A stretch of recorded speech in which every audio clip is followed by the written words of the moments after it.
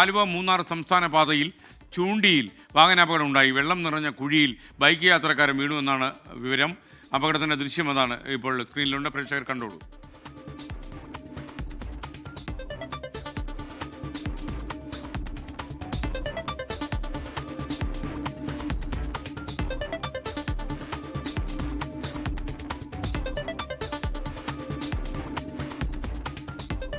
ശ്യാംകുമാർ വിവരങ്ങളുമായി ചേരുകയാണ്. ശ്യാം, എപ്പോഴായിരുന്നു ഈ അപകടം? ഈ സ്കൂട്ടർ യാത്രികന് കാര്യമായ എന്തെങ്കിലും പരിക്കുണ്ടോ?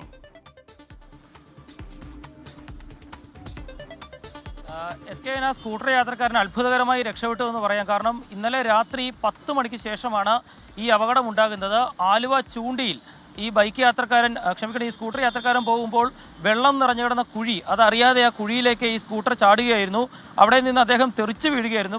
ഭാഗ്യത്തിനാണ് എതിർദിശയിൽ നിന്നും വണ്ടികൾ വരാതിരുന്നത്. അതോടെയാണ് അദ്ദേഹം രക്ഷപ്പെട്ടത്.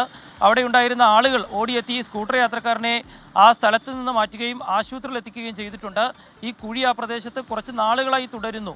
അത് മൂടണമെന്ന് പലതവണ ആവശ്യപ്പെട്ടിട്ടും അധികൃതർ കണ്ണടച്ചതാണ് ഇന്നലെ ഇങ്ങനെ ഒരു അപകടം ഉണ്ടാക്കിയതെന്നുള്ളതാണ് ഇപ്പോൾ അവിടെയുള്ള ആളുകൾ നമ്മളോട് പറയുന്നത്. ആ അപകടത്തിൻ്റെ CCTV ദൃശ്യങ്ങൾ ഞെട്ടിക്കുന്നതാണ്. ഏതായാലും ഭാഗ്യം കൊണ്ട് ആ സ്കൂട്ടർ യാത്രക്കാരൻ രക്ഷപ്പെട്ടു, അദ്ദേഹം ജീവനോടെ രക്ഷപ്പെട്ടു എന്നുള്ളതാണ് ഏറ്റവും സന്തോഷകരമായ കാര്യം.